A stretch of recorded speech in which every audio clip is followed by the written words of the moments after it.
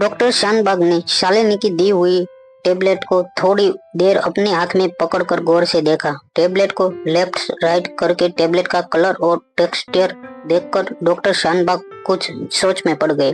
Doctor Shanbhag को इस तरह देखकर शालिनी थोड़ी सी नर्वस हो गई।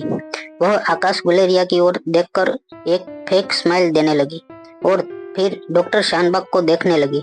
शालिनी के चेहरे के एक्सप्रेशन अगर कोई गौर से उस वक्त देख लेता तो उसे साफ पता चल जाता कि शालिनी की दी हुई टेबलेट में मिलावट होने के पूरे चांसेस थे। थोड़ी देर टेबलेट को एग्जामिन करने के बाद डॉक्टर शानबाग ने टेबलेट को फिर से बॉक्स में रख दिया और बॉक्स को बंद करके आकाश गुलेरिया के हाथ में दे दिया। आकाश और शालिनी डॉक्टर शानबाग की अगले कमेंट का बेसब्री से इंतजार करने लगे। तभी अपने चश्मे निकालकर डॉक्टर शानबाग ने अपने चश्मे होल्ड करते हुए आकाश गुलेरिया की और शालिनी से कहा, कल्याण शास्त्री ने वाकई एक अच्छी दवा बनाई है, इसमें कोई शक नहीं, मगर हाँ, इस टेबलेट में जरूर कुछ ऐसा है जो मेरी समझ से बाहर है। मैं यह ठीक से कह नहीं सकता कि यह टेबलेट एक जेटली किस तरह से और किन इन्फ्लुएंस को यूज करके बनाई हो सकती है। डॉक्टर शालिनी यह बात अच्छी तरह जानती थी कि डॉक्टर शानबाग को मेडिकल कॉन्फ्रेंस में अनिका की दी हुई अमृतम टेबलेट को टेस्टिफाई किया था। डॉक्टर शालिनी इस बार हैरान रह गई कि वही डॉक्टर शानबाग आखिर कल्याण शास्त्री ने बनाई हुई टेबलेट को कैसे टेस्टिफाई नहीं कर पाए। अपने गुरु कल्याण शास्त्री की साइड लेते हुए डॉक्टर शालिनी ने डॉक्टर शानबाग से कहा, जी हाँ, आपने बिल्कुल सही कहा डॉक्टर। मेरे गुरु डॉक्टर कल्याण शास्त्री ने काफी मेहनत और लगन से यह टेबलेट बनाई है और मैन्युफैक्चरिंग प्रोसेस बहुत ही मुश्किल है। मैं समझ सकती हूँ इतनी कॉम्प्लिकेटेड टेबलेट को आसानी से पहचानने में मुश्किल हो सकता है। डॉक्टर शानबाग शालिनी की बातों से सहमत तो नहीं थे, मगर वह हल्की सी मुस्कान देते हुए डॉक्टर शानबाग ने हाँ में अपना सर हिला दिया। डॉक्टर शानबाग का अप्रूवल मिलते ही डॉक्टर शालिनी को एक राहत हुई और फिर जल्दी से आकाश गुलेरिया के हाथ से टेबलेट का बॉक्स लेकर शालिनी ने करण गुलेरिया को वह टेबलेट दे दी। करण गुलेरिया का रेगुलर एग्जामिनेशन करने के बाद शालिनी ने आकाश से कहा, डॉक्टर कल्याण शास्त्री की बनाई हुई टेबलेट मैंने मिस्टर करण गुलेरिया को दे दी है। आई एम श्योर इससे इनकी हालत में काफी सुधार आ जाएंगे। शालिनी की बात सुनकर आकाश गुलेरिया को काफी राहत महसूस होने लगी थी। ट्विंट चेकअप कंप्लीट करने के बाद जब डॉक्टर शालिनी गुलेरिया हाउस से बाहर निकलने लगी तब आकाश गुलेरिया ने पर्सनली डॉक्टर शालिनी को बाहर तक एग्जिट किया। डॉक्टर शालिनी के लिए सम्मान की बात थी कि गुलेरिया ग्रुप ऑफ कंपनी के उसे बाहर तक छोड़ने आए थे। जैसे ही डॉक्टर शालिनी अपनी कार में बैठने लगी, आकाश गुलेरिया ने डॉक्टर शालिनी से कहा, thank you one again for everything. अगर आपको दिल्ली में किसी भी तरह का कोई तकलीफ हो तो बेफिक्र होकर मुझे याद कर लीजिएगा। You can call me any time you want. इतने बड़े आदमी की ऐसी बात डॉक्टर शालिनी के इस वक्त बहुत मायने रखती थी। थोड़ी देर की एक्सीडेंट के बाद डॉक्टर शालिनी ने आकाश गुलेरिया से कहा, दरअसल मिस्टर गुलेरिया, मुझे आपकी एक छोटी सी मदद की जरूरत है। देखिए, मैंने अपनी डॉक्टरी की degree Delhi university school of medicine में ली है और मैंने अब उसी कॉलेज में प्रोफेसर की पोजीशन के लिए अप्लाई किया है। डॉक्टर शालिनी की उम्र 30 साल की थी। इतनी छोटी सी उम्र में दिल्ली के इतने बड़े मेडिकल स्कूल में प्रोफेसर की नौकरी का मतलब यह था, डॉक्टर शालिनी का नाम मेडिकल कॉलेज के इतिहास में यंगेस्ट प्रोफेसर में लिया जाने लगेगा। रातों रात डॉक्टर शालिनी का मुकाबला लोग डॉक्टर अमृता के साथ करने लगेंगे। डॉक्टर शालिनी की यह बात सुनकर आकाश गुलेरिया ने डॉक्टर शालिनी की कार का दरवाजा बंद करते हुए कहा, ठीक है, मैं देख लूंगा मुझसे क्या हो सकता है। I will definitely. Doctor Shalini की कार में बैठकर गुलेरिया हाउस से चली गई। कार जब तक हाईवे पर पहुंची, डॉक्टर शालिनी मन ही मन में सोचने लगी कि क्या इतना बड़ा आदमी डॉक्टर शालिनी की बात को याद रखेगा और उसकी कोई मदद करेगा। जब शालिनी यह सब सोच रही थी तब अचानक शालिनी ने देखा उसके फोन पर Delhi university of medical science के एचआर डिपार्टमेंट से कॉल आया। एचआर डिपार्टमेंट के हेड ने फोन पर डॉक्टर शालिनी को बताया, hello doctor Shalini, I am glad to inform you that your application has been approved Starting from today, you are university's youngest professor. Congratulations to you and all the very best. I hope your association goes a long way. HR department के head से यह सुनने के बाद doctor Shalini समझ नहीं पा रही थी कि वह उन्हें क्या जवाब दें। अटकती हुई आवाज में डॉक्टर शालिनी ने फोन पर थैंक्स कहा और बिना डिस्चुलेशन किए अपने फोन अपने बगल की सीट पर रख दिया। शालिनी को यकीन नहीं हो रहा था कि जिस जॉब के पीछे वो इतनी टाइम से लगी हुई थी वह जॉब उसे इतनी आसानी से मिल गई थी। डॉक्टर शालिनी अभी 5 मिनट पहले आकाश गुलेरिया से एक छोटी सी रिक्वेस्ट की और 5 मिनट के अंदर शालिनी देश की सबसे यंगेस्ट मेडिकल प्रोफेसर बन गई थी।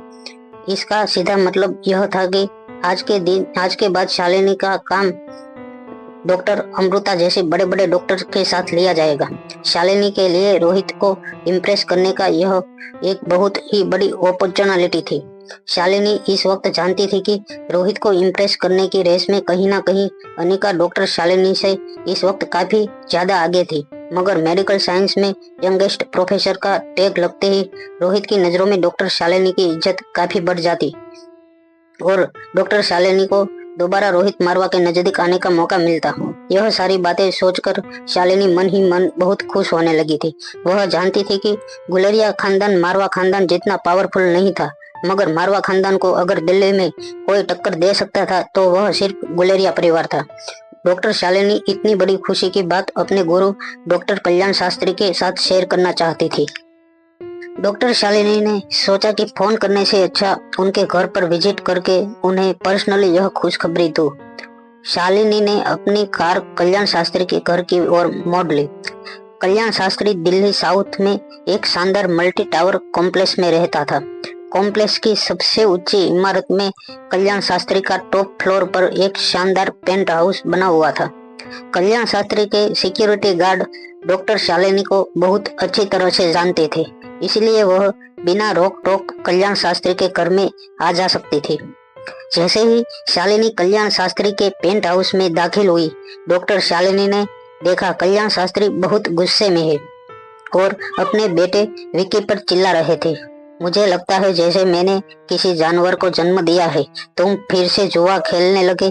मैंने बिजनेस में जितना नाम और जितना पैसा दिनों में सब कुछ मिट्टी में मिला दूंगे। इसी तरह चलता रहा तो एक दिन हमें शायद यह घर-बार बेचकर रास्ते पर रहना पड़ेगा। पता नहीं कब सुधरोगे तुम। कल्याण शास्त्री की बातों का जैसे विक्की पर कोई असर नहीं हो रहा था। विक्की सोफा पर बैठा हुआ एक बड़े से बोल में चम्मच डालकर कुछ खा रहा था। टीवी का रिमोट हाथ में लेकर विक्की ने कल्याण शास्त्री से कहा, अगर आप चाहते हैं कि मैं सुधर जाऊं तो आप जानते हैं आपको क्या करना है। अपनी चहेती डॉक्टर शालिनी से कहो कि मुझसे शादी कर ले और मुझे सुधार ले और साथ ही इस घर को भी संभाल ले। कैसा लगा मेरा प्लान आपको? विक्की की यह बात सुनते ही अंदर आ रही शालिनी के पाँव अपनी जगह पर जम गए। विक्की के मुंह से ऐसी बात सुनकर डॉक्टर शालिनी बहुत अनकंफर्टेबल महसूस करने लगी। उसे समझ नहीं आ रहा था कि ये वक्त कल्याण शास्त्री के साथ बात करने के लिए सही था या नहीं। डॉक्टर शालिनी को और विक्की जूनियर कॉलेज में साथ में पढ़ते थे। डॉक्टर शालिनी को पता था कि विक्की कल्याण शास्त्री का इतना बड़ा बिजनेस एम्पायर संभालने के लायक नहीं था। विक्की की आदतों और हरकतों से यह बात साफ था कि कल्याण शास्त्री को अपना बिजनेस हाउस चलाने के लिए एक सुटेबल सक्सेसर की जरूरत थी। इसलिए डॉक्टर शालिनी ने जूनियर कॉलेज में विक्की के साथ काफी दोस्ती बढ़ाई थी। यहाँ तक कि यह कहा जा सकता है कि एक तरह से विक्की और डॉक्टर शालिनी रिलेशनशिप में थे। धीरे धीरे डॉक्टर शालिनी अपनी काबिलियत कल्याण शास्त्री के सामने पावर करके कल्याण शास्त्री के गुड बुक्स में आ गई। यहाँ तक कि कल्याण शास्त्री भी अब डॉक्टर शालिनी के अंदर अपना सक्सेसर देखने लगे थे। कल्याण शास्त्री ने जब दरवाजे के पास खड़ी डॉक्टर शालिनी को देखा तो अपने दोनों हाथ हवा में उछालते हुए शालिनी से कहा, अब तुम ही समझाओ इस निकम्मे लड़के को। सारा दिन आवारागर्दी करता है और पता नहीं किन दोस्तों के साथ जुआ खेलता है। आज फिर बहुत बड़ा लॉस करके आया है। अब तुम ही संभाल सकते हो इसे। शालिनी के सामने अपनी इंसल्ट होते हुए देख विक्की सोफा पर से खड़ा हो गया और अपने हाथ का बाउल जोर से जमीन पर फेंकते हुए विक्की ने शालिनी से कहा, इनकी बातों पर बिल्कुल ध्यान मत देना। वह अपना गुस्सा मुझ पर सिर्फ इसलिए उतार रहे हैं क्योंकि वह खुद अमृत टेबलेट का फॉर्मूला नहीं बना पाए। मेरी काबिलियत पर तो आपको भरोसा नहीं है, पर आप कब मुझे टैलेंटेड समझेंगे? जब मैं अमृत टेबलेट का फार्मूला चुरा कर आपके पास लाऊंगा तब आप मानेंगे कि मैं कोई आवारा लड़का नहीं हूँ और मुझ में भी कुछ काबिलियत है। इससे पहले कि बाप बेटे के बीच में गर्मा गर्मी और बढ़ जाती, शालिनी ने आगे आकर विक्की से कहा, विक्की, तुम अपने डैडी के साथ ऐसे बात नहीं कर सकते। और अमृत टेबलेट में ऐसी कौन सी बड़ी बात है जो बनाकर मल्होत्रा फैमिली रातों रात हमारी कंपनी से आगे बढ़ जाएंगे? वह सिर्फ एक टेबलेट ही है। एक आम टेबलेट जैसी हजारों टेबलेट मार्केट में मिलती है। और हाँ, ऐसा भी बिल्कुल नहीं है कि अमृत टेबलेट पर सिर्फ मल्होत्रा खानदान का ही हक है। टेबलेट जो बनवाया वही उसका मालिक बन जाता है। कल्याण शास्त्री हैरान होकर शालिनी की ओर देखने लगा और पूछा, तुम कहना क्या चाहती हो शालिनी? मैं कुछ समझा नहीं।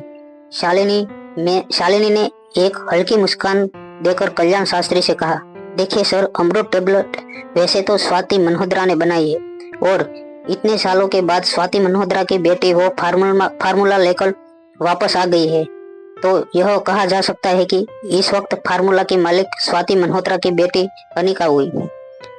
और अनिका कभी ना कभी शादी करेंगी, पर शादी करने के बाद तो आप जानते ही हो कि जो पति का होता है वह सब कुछ पत्नी का होता है और जो पत्नी का होता है वह सब कुछ। इतना कहकर शालिनी रुक गई। शालिनी की बात सुनकर अचानक ही कल्याण शास्त्री ने अपने सामने खड़ी शालिनी की ओर देखा। फिर विक्की की ओर देखते ही कल्याण शास्त्री फिर से कुछ सोच में पड़ गया। कल्याण शास्त्री को इस वक्त समझ नहीं आ रहा था कि वह क्या करे। डॉक्टर शालिनी धीरे से कल्याण शास्त्री के पास चलकर आई और उनसे कहने लगी, देखिए सर, आप मेरे गुरु हैं। एक्चुअली मैंने एक बात आपको पहले कभी नहीं बताई। मैंने तो विक्की को हमेशा एक दोस्त की नजरों से देखा है और आप मेरे पिता समान हैं। और अगर आप भी मुझे अपनी बेटी समझते हैं तो मेरा और विक्की का रिश्ता तो भाई बहन जैसा हुआ। जैसे ही शालिनी ने यह बात कही, विक्की और कल्याण शास्त्री दोनों हैरान हो गए। इससे पहले कि दोनों कुछ कह पाते, शालिनी ने अगली चाल चल दी और वो कहने लगी, और देखिए, हमें जो भी डिसीजन लेना है वो बहुत जल्दी लेना होगा। कहीं ऐसा ना हो जाए जो आइडिया अभी अभी हमें आया है वह आइडिया किसी और के दिमाग में आ जाए और हमसे पहले वह अनिका का रिश्ता लेकर मल्होत्रा खानदान के पास पहुंच जाए। कल्याण शास्त्री ने शालिनी को आगे कहने से रोकते हुए कहा, नहीं नहीं, ऐसा कुछ नहीं होगा। मैं अभी किसी से कहकर मल्होत्रा खानदान से रिश्ते की बात आगे बढ़ाता हूँ। जैसे ही कल्याण शास्त्री ने अपनी जेब से अपना फोन निकाला, विक्की ने लगभग चिल्लाते हुए अपने डैड से कहा, प्लीज रुक जाइए। मुझे बिना पूछे या मेरी बिना इजाजत के आप मेरी लाइफ के फैसले नहीं ले सकते। और अगर आपने मेरी मर्जी के खिलाफ कुछ भी करने की कोशिश की तो इतना याद रखिएगा कि आपकी आधी से ज्यादा प्रॉपर्टी मेरे नाम पर है। और इतना ही नहीं, कंपनी का मेजर स्टेक होल्डर मैं ही हूँ। आप जानते हैं इन पावर के साथ मैं क्या कर सकता हूँ। अपने ही बेटे के मुंह से ऐसी बात सुनकर कल्याण शास्त्री को विक्की से ज्यादा अपनी परवरिश पर गुस्सा आ रहा था। इससे पहले कि बात और ज्यादा बिगड़ती, शालिनी विक्की का हाथ पकड़कर उसे बालकनी में ले गई और कहने लगी, देखो विक्की, इस वक्त बहुत ठंडे दिमाग से तुम्हें काम लेना होगा। शास्त्री फार्मास्यूटिकल को अगर हमें फार्मास्यूटिकल इंडस्ट्री की सबसे बड़ी कंपनी बनानी है तो हमें यह कदम उठाना ही पड़ेगा। आखिर यह तुम्हारे पापा की जिंदगी भर की मेहनत का सवाल है और मैं नहीं चाहती कि मेरी वजह से शास्त्री फार्मास्यूटिकल को किसी भी तरह का नुकसान उठाना पड़े। अगर तुम्हारा और अनिका का रिश्ता होता है तो मैं खुशी खुशी तुम दोनों के रास्ते से हट जाऊंगी। शालिनी ने चोरी छुपे अनिका की काफी तस्वीरें खींची थी। विक्की को रिझाने के लिए शालिनी ने अपने मोबाइल फोन में अनिका की कुछ तस्वीरें दिखाई। अनिका की तस्वीरें देखकर अचानक ही विक्की के चेहरे के एक्सप्रेशन बदल गए। शालिनी के हाथ से फोन छीनकर विक्की अनिका को गौर से देखने लगा और मुस्कुराते हुए एक हाथ से शालिनी के मोबाइल फोन पर हाथ घुमाते हुए विक्की ने शालिनी से पूछा, यह तो वही लड़की है ना जिसने डांस पार्टी में सबके सामने हंगामा कर दिया था? जितना सोचा था उससे काफी ज्यादा खूबसूरत है यह लड़की। विक्की ने मुंह से अनिका की इस तरह की तारीफ सुनकर शालिनी को अचानक ही जलन महसूस होने लगी। इससे पहले कि शालिनी विकी को और कुछ कहती, विकी अपने डैड कल्याण शास्त्री के पास गया और उनसे कहने लगा, ठीक है, अगर आपकी कंपनी के फायदे के लिए आप यही रिश्ता जोड़ना चाहते हैं तो मुझे भी रिश्ता मंजूर है। बस आप किसी भी तरह जल्द से जल्द इस लड़की के परिवार वालों से बात करके इस लड़की से मेरी शादी करवा दीजिए। मैं वादा करता हूँ मैं दोबारा जिंदगी में कभी गैम्बलिंग नहीं करूँगा। जैसे ही विकी ने कल्याण शास्त्री को कहा कि वह अनिका के साथ रिश्ता जोड़ने के लिए तैयार है, जिंदगी में पहली बार शायद कल्याण शास्त्री को विकी के मुंह से निकाली हुई कोई बात अच्छी लगी थी। कल्याण शास्त्री ने अपने किसी खास आदमी को फोन लगाकर मल्होत्रा परिवार से अनिका के रिश्ते की बात चलाने को कह दिया। जैसे ही कल्याण शास्त्री फोन पर अपनी बात निपटाकर फिर से विक्की और शालिनी के पास आए तो शालिनी ने कल्याण शास्त्री से पूछा, सर मुझे एक बात बताइए, आपके डॉक्टर शानबाग के साथ कैसे रिश्ते हैं? अपने फोन में कोई मैसेज टाइप करते हुए कल्याण शास्त्री ने शालिनी को बताया, टॉम एंड जेरी का नाम सुना है तुमने? कभी टॉम जेरी के पीछे लगा होता है तो कभी जेरी टॉम के पीछे। बस कुछ इस तरह का रिश्ता है हमारा। मैंने बिजनेस में इतनी तरक्की कर ली और शानबाग जाकर बैठ गया ट्रेडिशनल मेडिसिन और आयुर्वेदिक साइंस के प्रेसिडेंट पोस्ट पर। प्रेसिडेंट तो उसे जरूर मिल गई, मगर कहीं ना कहीं वह मेरी कामयाबी से बहुत जलन महसूस करता है। मेरे ख्याल में डॉक्टर शानबाग अपने आप को बहुत काबिलियत से कुछ ज्यादा ही रेट करता है। कल्याण शास्त्री की बातों से एक बात तो साफ थी कि डॉक्टर शानबाग के साथ कल्याण शास्त्री की कोई खास अच्छे संबंध नहीं थे। यह जानने के बाद डॉक्टर शालिनी सोच में पड़ गई। आज जब करण गुलेरिया के घर पर डॉक्टर शानबाग ने शालिनी की दवाई दी हुई अमृत टेबलेट को जांचा तब उन्होंने आकाश गुलेरिया को यह नहीं बताया कि वह टेबलेट दरअसल असली अमृत टेबलेट नहीं थी। और अगर कल्याण शास्त्री ने डॉक्टर शानबाग को कॉन्फिडेंस में नहीं लिया था तो फिर आखिर डॉक्टर शानबाग ने डॉक्टर शालिनी की उस टेबलेट पर ऑब्जेक्शन क्यों नहीं उठाया? शालिनी यह बात नहीं समझ पा रही थी कि आखिर किसने डॉक्टर शानबाग को ऐसा करने के लिए कहा था। मल्होत्रा हाउस। अंजलि मामी और किशन मामा आज रात को ठीक 9 बजे घर पर गेस्ट एक्सपेंड कर रहे थे। मिस्टर खुराना घर आने वाली थी। Mister Khurana famous surgeon doctor Khurana की वाइफ थी। डॉक्टर खुराना का मेडिकल फील्ड में काफी नाम था और अपने 35 सालों के करियर में डॉक्टर खुराना ने 7000 से भी ज्यादा सर्जरी को सक्सेसफुली कंप्लीट किया था। वैसे तो खुराना परिवार के संबंध कल्याण शास्त्री के साथ काफी मजबूत थे, मगर आज मिसेज खुराना कई सालों के बाद मल्होत्रा परिवार से मिलने आने वाले थे। अंजलि मामी और किशन मामा मिस्टर खुराना के आने की खबर सुनकर थोड़े सरप्राइज भी हुए थे, मगर जब वह सामने आए तो अपने स्वभाव के मुताबिक किशन मामा और अंजलि मामी ने बड़े ही आदर और सम्मान के साथ मिस्टर खुराना का स्वागत किया। मिस्टर खुराना की आदत थी कि वो कोई भी बात दबी आवाज में नहीं बोल सकती थी। वह जब भी बात करती ऊंची आवाज में बात करती। उनको बात करते हुए सुनकर ऐसा लगता जैसे किसी रेडियो को फुल वॉल्यूम पर करके किसी ने उसका वॉल्यूम बटन निकाल के फेंक दिया हो। मिसेस खुराना ने अंजलि मामी का हाथ अपने हाथ में पकड़कर अंजलि मामी से कहा, मुझे एक बात बताओ अंजलि, तुम्हारी भांजी अनिका कहाँ है? मैंने सुना है कि तुम्हारी भांजी ने तुम्हारी भाभी को तमाचा जड़ दिया और तुम्हें भी मेरा परिवार के रियल एस्टेट की प्रोजेक्ट में इन्वेस्ट करने से मना कर दिया। मिसेस खुराना की यह बात सुनकर किशन मामा और अंजलि मामी हैरान रह गए। तभी मिसेस खुराना ने अपनी बात आगे बढ़ाते हुए कहा, मैंने तो यहाँ तक भी सुना है कि उस लड़की ने तुम्हारे पैसे शेयर मार्केट में इन्वेस्ट कर दिए हैं।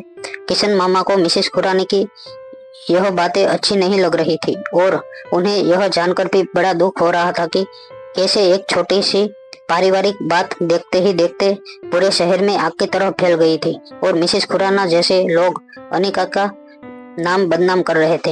अंजलि मामी मिसेस खुराना के हाथ से अपना हाथ छुड़ाते हुए धीमी आवाज में उनसे कहा, क्या इतनी रात गए तुम हमसे यह बात करने आई हो? अगर ऐसा है तो मुझे माफ करना, मैं इस बारे में कोई बात करना नहीं चाहूंगी। मिसेस खुराना ने फिर से अंजलि मामी का हाथ अपने हाथ में पकड़कर हंसते हुए कहा, अरे नहीं, मैं भी देखो क्या बातें लेकर बैठ गई। देखो तुम्हारे लिए एक बहुत ही बड़ी खबर लेके आई हूँ मैं। हैरान अंजलि मामी ने मिसेस खुराना से पूछा, खबर? कैसी खबर? जब मिसेस खुराना ने देखा कि अंजलि मामी को उनकी बात में इंटरेस्ट आ रहा है तो चालाकी से साथ साथ बात घुमाते हुए मिसेस खुराना फिर से अपने पुराने टॉपिक पर आ गई और अंजलि मामी से पूछने लगी, अभी जब मैं तुम्हारे घर आ रही थी तो मैंने मीनाक्षी को फोन करके बताया कि मैं तुम्हारे घर जा रही हूँ, मगर वह मुझसे कहने लगी कि वह तो अपने मायके में जाकर बैठ गई है। अच्छा, मुझे एक बात बताओ, क्या अब मीनाक्षी वापस तुम्हारे भाई पीयूष के घर नहीं जाने वाली है? यह बात तो अंजलि मामी अच्छी तरह से जानती थी कि उनका भाई पीयूष इस बार मीनाक्षी को माफ नहीं करने वाला था, मगर पीयूष ने यह सोच लिया था कि मीनाक्षी के साथ साथ उसके दोनों बच्चों भी घर छोड़कर मीनाक्षी के आहूजा परिवार के साथ चले जाएंगे। मीनाक्षी ने तो पीयूष रायचंद को धमकी भी दे दी थी कि अगर अंजलि मामी उससे पूरे आहूजा परिवार के सामने माफी नहीं मांगती है तो मीनाक्षी अपने बच्चों के साथ कभी पीयूष रायचंद के घर वापस नहीं जाएंगी। अपनी बात को आगे बढ़ाते हुए मिसेस खुराना ने अंजलि मामी से कहा, भाई एक बात तो साफ है, मीनाक्षी जब से आहूजा परिवार के पास वापस लौटी है, मानो आहूजा परिवार की तो किस्मत ही बदल गई है।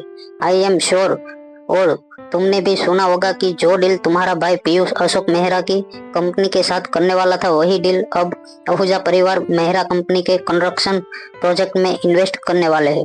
देखो अंजलि, मैं मल्होत्रा खानदान की व्हील शेयर हो, इसलिए तुमसे कह रही हूँ कि अपने भाई को समझाओ, इससे पहले कि आहूजा खानदान उस डील से करोड़ों रुपए का फायदा कर ले। तुम लोग जाकर मीनाक्षी से माफी मांग लो। आखिर यह भी तो सोचो कि दोनों बच्चे भी तो उसी के साथ है।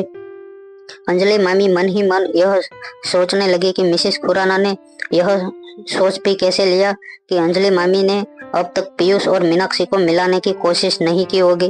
दरअसल अंजलि मामी ने बहुत बार अपने भाई पीयूष से इस बारे में बात करने की कोशिश की थी, मगर हमेशा ही उसने यह कहते हुए अंजलि मामी की बात टाल दिया कि अगर इस बार मैंने मीनाक्षी की ऐसी हरकत पर पर्दा डालकर उसे माफ कर दिया तो जिंदगी भर वह मुझे अपनी उंगलियों पर नचाएंगी और ऐसी गलती वह दोबारा करेंगी, क्योंकि लोगों को नीचा दिखाना और उनका डिस्प्लेक्टर करना अब उनकी आदत बन चुकी है।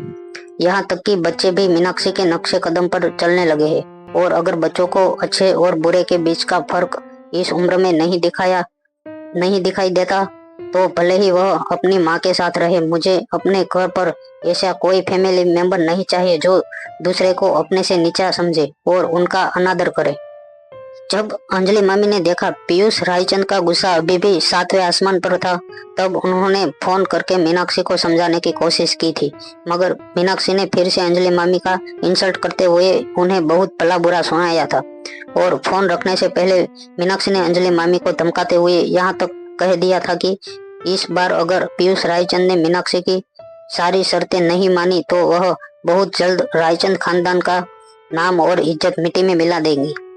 जब अंजलि मामी यह सब कुछ सोच रही थी तब मिसेस खुराना ने अंजलि मामी के कंधे पर हाथ रखकर अपनी ऊंची आवाज में कहा, अरे अंजलि, तुम तो इतनी समझदार हो, इंटेलिजेंट हो, सेंसेबल हो। अरे तुम तो जानती हुई हो तुम्हारी भाभी मीनाक्षी कितनी अच्छी औरत है, और तुम लोगों के बीच में यह सब कुछ अचानक कैसे हो गया? कल की आई हुई तुम्हारी भांजी अनिका की वजह से? मेरे ख्याल से प्रॉब्लम इस लड़की के अंदर ही है। कोई लड़कियां होती है, ना जाने ना जहाँ चाहती है अपशकुन फैलाती है। मिसेस खुराना के मुंह से अनिका के लिए ऐसा शब्द सुनकर अंजलि मामी के चेहरे पर गुस्सा साफ नजर आने लगा था।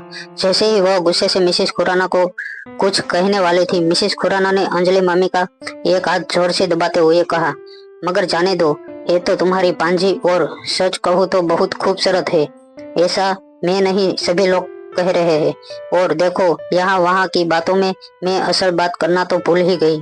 आज मैं तुम्हारी भांजी अनिका के लिए एक बहुत बढ़िया सा रिश्ता लेकर आई हूँ, और रिश्ता भी किसी ऐसे गेरे का नहीं, कल्याण शास्त्री के बेटे विकी शास्त्री का रिश्ता लेकर आई हूँ।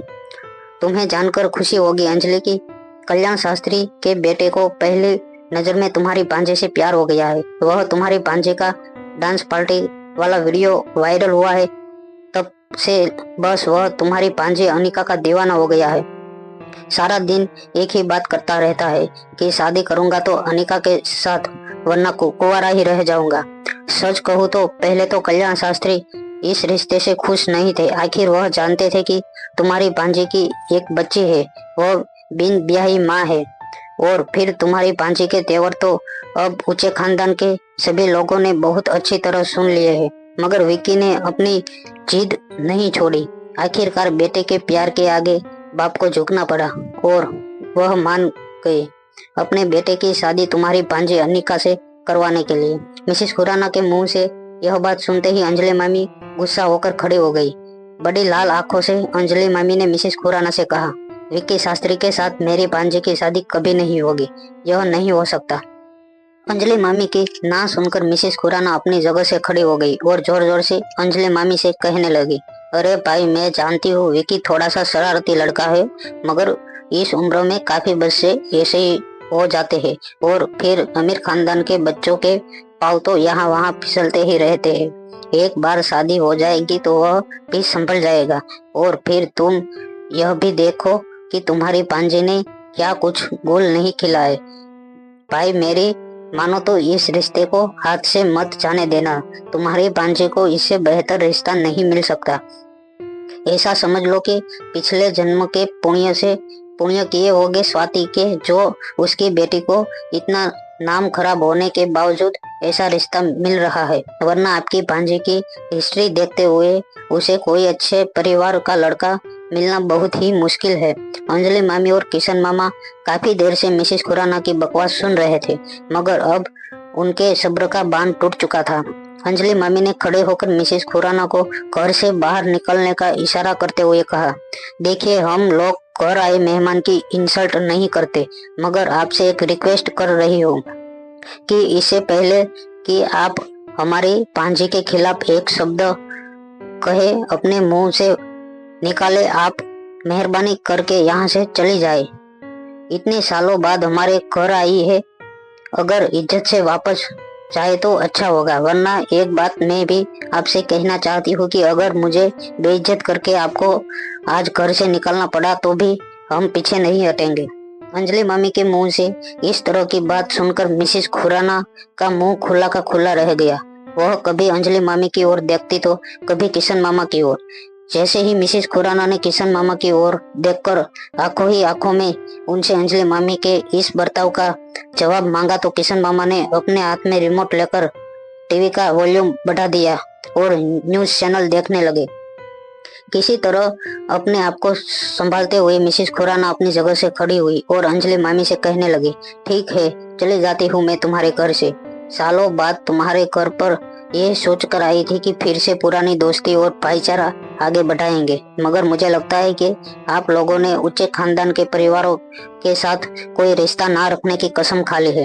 ठीक है, जब तुम्हें पता ही है कि कुछ ही दिनों में तुम लोगों का नाम ऊंचे खानदानों की लिस्ट में से हटाया जाने वाला है, तो अपनी बराबरी के लोगों के साथ ही मेलजोल बढ़ाना तुम्हारे लिए अच्छा होगा। मगर जाने से पहले एक बात जरूर कह देती हूँ, तुम दोनों से वो क्या है ना, मेरे दिल ही कुछ ऐसा है। आखिर पुराने दोस्त हो तुम मेरे। तुम्हारा बुरा होते हुए मैं नहीं देख सकती। तुम्हारी भांजी ने जो तुम्हारे पैसे स्टॉक मार्केट में लगाए हैं, एक बार जरा उन पैसों पर नजर जरूर डाल लेना। पिछले 3-4 दिनों से स्टॉक मार्केट का बहुत बुरा हाल है और मुझे पक्का यकीन है कि अब तुम्हारी भांजी आकर तुम्हें कहेंगी कि सॉरी मामी, दरअसल आपने जो पैसे दिए थे वह तो सारे इस मार्केट में क्रैश की वजह से डूब गए। अच्छी तरह जानती हूँ इन जैसी लड़कियों के ड्रामों को। जैसे ही यह कहकर मिसेस खुराना मल्होत्रा हाउस से बाहर जाने लगी, अंजलि मामी ने मिसेस खुराना को रोका और वह तेज कदमों से स्टिक पर चढ़कर अनिका की बेडरूम की ओर जाने लगी। कुछ देर मिसेस खुराना अपनी आईब्रो ऊपर करके किशन मामा को देखने लगी, मगर किशन मामा टीवी पर न्यूज देखने में बिजी हो गए और उन्होंने सामने खड़ी मिसेस खुराना को पूरी तरह से इग्नोर कर दिया। थोड़ी देर में अनिका का हाथ पकड़कर अंजलि मामी तेजी से सीढ़ियां उतरकर नीचे मिसेस खुराना के पास आई और अनिका से कहने लगी, अनिका बेटा, जरा मुझे बताओ तो वह स्टॉक जो तुमने कुछ दिन पहले इन्वेस्ट किया था, वो स्टॉक का क्या हुआ? अनिका अंजलि मामी की इस बात पर हैरान जरूर थी, मगर वह जानती थी कि कोई बहुत इम्पोर्टेंट बात होगी। तभी अंजलि मामी ने अनिका से ऐसा करने को कहा था। अपनी जेब से फोन निकालकर अनिका ने एक एप्लीकेशन पर टैप किया। टैप करने के बाद अनिका ने अपना मोबाइल में कुछ टाइप करना शुरू किया और मोबाइल स्क्रीन पर जो रिजल्ट आया वह अनिका ने अंजलि मामी को दिखाया। अंजलि मामी यह देखकर बेहद खुश हो गई कि अनिका ने जिस स्टॉक में निवेश किया था पिछले कुछ ही दिनों में उसकी कीमत 3 गुना हो गई थी। यह बात जब अंजलि मामी ने मिसेस खुराना को बताई तब मिसेस खुराना भी यह सुनकर हैरान हो गई, मगर मिसेस खुराना इतनी जल्दी हार मानने वाली नहीं थी। उन्होंने भी पलटवार करते हुए कहा, हो सकता है कि यह लड़की इस बार लकी रही हो, मगर किस्मत हर बार साथ नहीं देती। जुआ खेलने वाले हमेशा हारते ही है, और फिर अगर गौर से देखो तो यह कोई इतना बड़ा प्रॉफिट भी नहीं है। कुछ दिन पहले 7 लाख लगाए थे और आज 21 लाख हो गए हैं।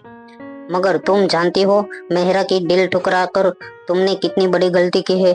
कुछ ही दिनों में आहूजा के लगातार हुए लाखों रुपये करोड़ों में बदल जाएंगे और तब आहूजा खानदान का नाम रायचंद परिवार से काफी ऊपर हो जाएंगे। तभी अचानक न्यूज चैनल पर एक ब्रेकिंग न्यूज फ्लैश होने लगी। टीवी न्यूज एंकर चिल्ला चिल्ला के गवर्नमेंट की एक नई पॉलिसी के बारे में लोगों को बता रहा था। Breaking news, housing construction industry के सरकार के इस नई पॉलिसी ने एक एटम बम गिरा दिया है। नई पॉलिसी के मुताबिक आने वाले हर हाउसिंग कंस्ट्रक्शन डील पर बहुत गहरा असर होने वाला है। यूं समझा जा सकता है कि इस नई पॉलिसी की वजह से रियल अंडरस्टैंड हाउसिंग कंस्ट्रक्शन के दामों में पिछले कुछ वर्ष में जो इन्फ्लेशन आई थी उस इन्फ्लेशन का दोबारा एकदम से फूट जाएगा और आसमान पर पहुंचे हुए प्रॉपर्टी प्राइसिंग धड़ाम से जमीन पर गिर जाएंगे। इससे बड़े बड़े इन्वेस्टरों को जरूर एक बहुत बड़ा झटका लगने वाला है, मगर एक आम आदमी के लिए यह एक खुशी की लहर होने वाली है।